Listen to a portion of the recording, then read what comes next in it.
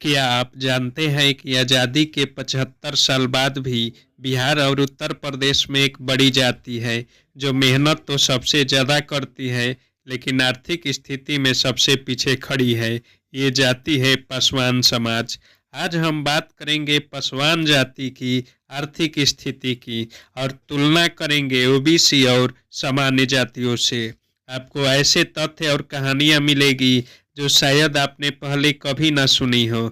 इस वीडियो को अंत तक जरूर देखिएगा, क्योंकि आखिर में मैं एक ऐसा सवाल पूछूंगा जो आपके दिल को झकझोर देगा। पासवान जाति की इतिहास और पृष्ठभूमि।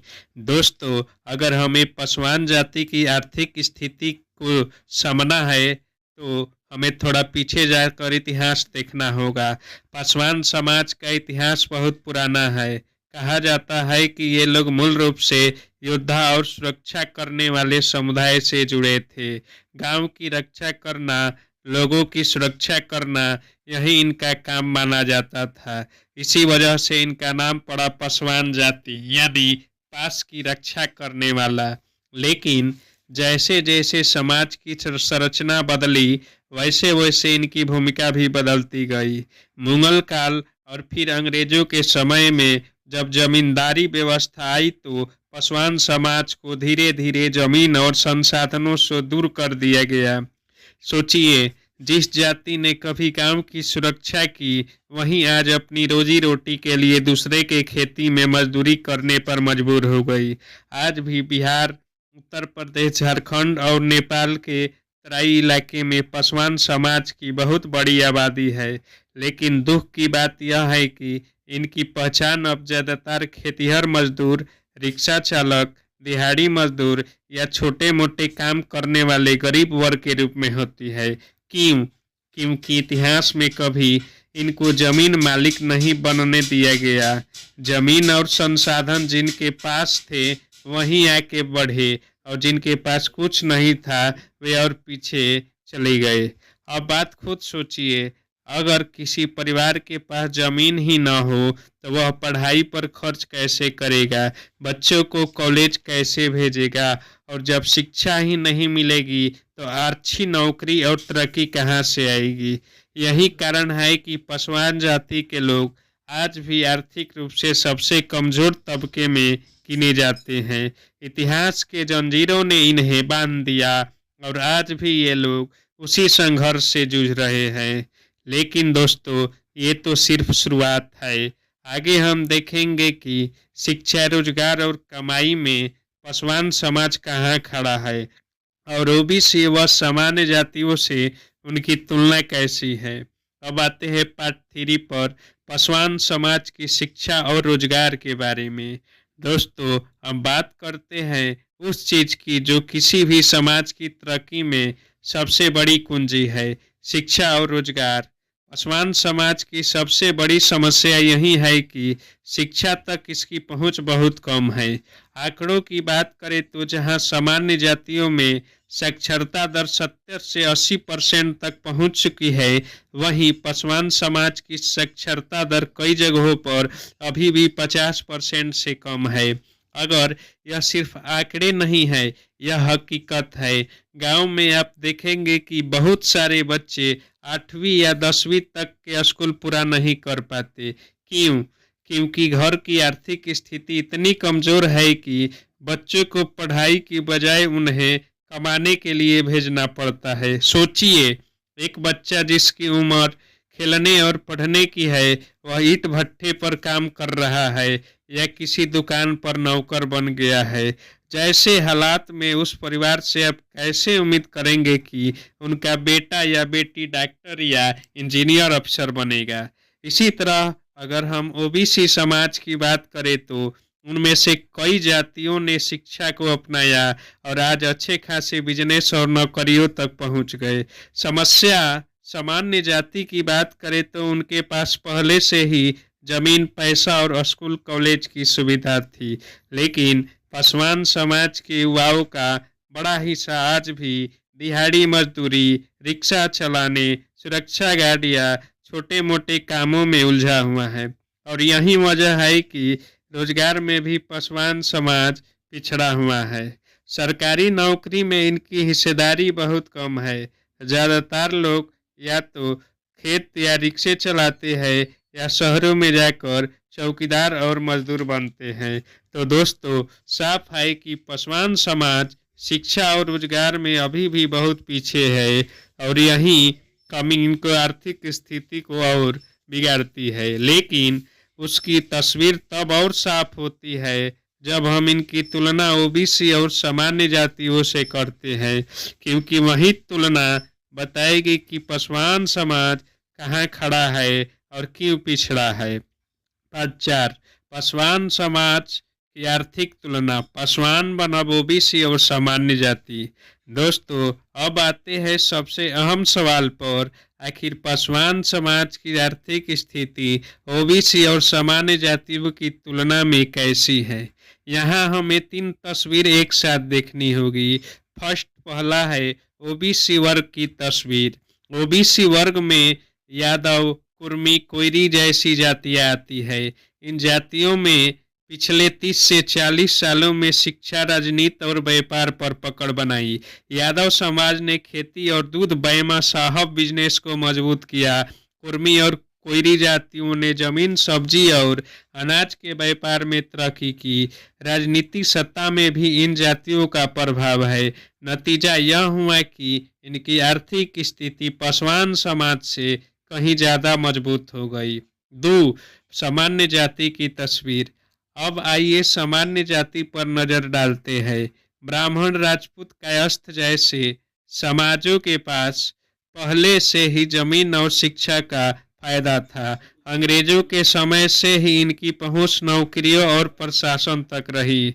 आज भी आप देखेंगे कि IAS, IPS, doctor, engineer, professor, हर जगह सामान्य जाति का प्रतिनिधित्व बहुत अधिक है।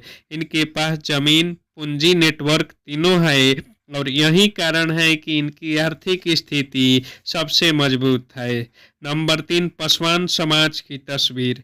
अब बात करते हैं सबसे अहम कड़ी पासवान समाज की। ज्यादातर लोग आज भी भूमिहीन है, शिक्षा का स्तर कम है, सरकारी नौकरियों में हिस्सा बहुत कम है। शहरों में जाकर भी ज्यादातर लोग चौकीदारी, रिक्शा मजदूरी जैसे काम करते हैं। पार्ट 4, तो साफ है कि पासवान समाज की आर्थिक हालात ओबीसी और सामान्य जातियों से पीछे है। लेकिन अब सवाल ये है, क्या सरकार के योजनाएं और आरक्षण से इनकी हालात सुधार पाई है या फिर आज भी पासवान समाज गरीब की उसी अंधेरी गली में खड़ा है। सरकारी योजनाएं और हकीकत। दोस्तों, अब सवाल उठता है, क्या सरकारी योजनाएं पासवान समाज की गरीबी और पिछड़ेपन को मिटाने में सफल हुई हैं? कागज पर देखें तो हाँ, सरकार ने दलित और महादलित वर्ग के लिए कई योजनाएं शुरू की हैं। आरक्षण की सुविधा दी गई, छात्रवृत्ति और फ्री एजुकेशन की स्कीम चलाई गई, रोजगार गारंटी, मनरेगा जैसे कार्यक्रम आए, प्रधानमंत्री आवास योजना, उज्ज्वला योजना, जन धन योजना जैसी सुविधाएं भी पहुंची। लेकिन हकीकत क्या है?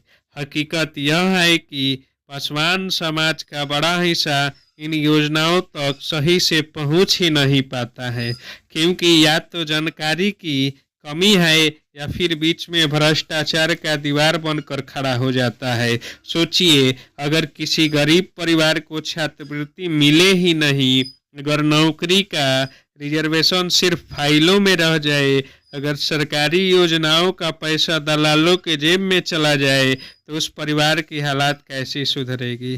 दोस्तों, साफ है कि योजनाएं बहुत है, लेकिन उनका असर पासवान समाज की जिंदगी पर बहुत कम पड़ा है। कागज पर तरक्की लिखी जाती है, लेकिन जमीनी हकीकत अब भी गरीबी और संघर्ष की कहानी सुनाती है। और सबसे ज़्यादा असर पड़ा है महिलाओं पर, क्योंकि जब परिवार गरीब होता है तो सबसे पहले और सबसे ज़्यादा त्याग और तकलीफ महिलाएं ही झेलती है। पार्ट 6, पासवान समाज की महिलाओं की स्थिति। दोस्तों, जब भी हम किसी समाज की स्थिति की बात करते हैं तो उसमें सबसे कठिन जिंदगी महिलाओं की होती है।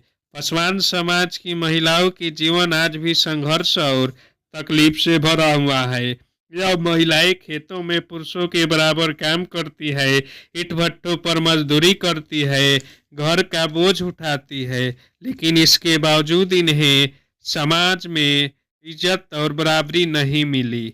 पासवान समाज की महिलाएं दोहरी मार झेल रही है। एक तरफ जातिगत भेदभाव, दूसरी तरफ लैंगिक भेदभाव। जहां सामान्य जाति की महिलाएं पढ़ लिख कर नौकरी और करियर बना रही है, वहीं पासवान समाज की बहुत सी महिलाएं आज भी अनपढ़ और आर्थिक रूप से निर्भर है। तो साफ है कि पासवान समाज की महिलाओं की हालत सबसे ज्यादा दयनीय है। अगर इसकी दिशा और स्वास्थ्य पर हम ध्यान नहीं दिया गया तो आने वाली पीढ़ी भी गरीबी और मजबूरी में फंसी रहेगी। पार्ट 7, लोगों का रास्ता, समाधान और उम्मीद। दोस्तों, हमने अब तक देखा कि पासवान समाज किन किन कठिनाइयों से जूझ रहा है। जमीन की कमी, शिक्षा की दिक्कत, बेरोजगारी और महिलाओं की अपेक्षा। लेकिन क्या ये हालात ऐसे ही रहेंगे? नहीं। और अंधेरे में बात सुबह होती है और पासवान समाज के लिए भी उजाले की रास्ता है। याद रखिए, जमीन और पैसा छीन सकता है, लेकिन शिक्षा कोई नहीं छीन सकता।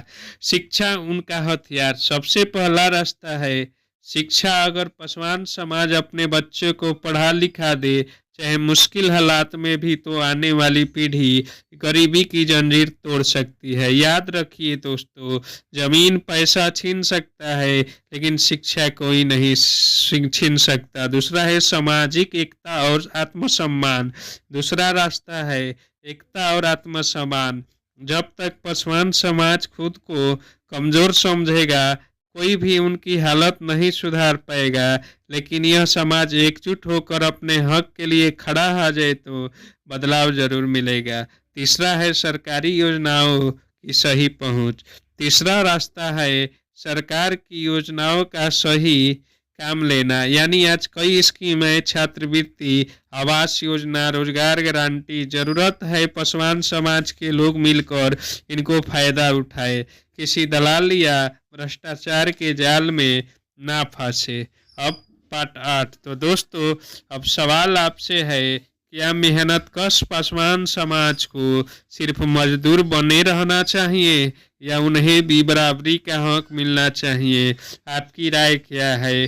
कमेंट बॉक्स में लिखेंगे। तो दोस्तों, अगर आपको यह वीडियो सच को सामने लाने की कोशिश लगी हो तो इसे लाइक और शेयर करें, और ऐसे ही सामाजिक मुद्दों को जानने के लिए मेरे चैनल को सब्सक्राइब करें। तब तक के लिए नमस्कार।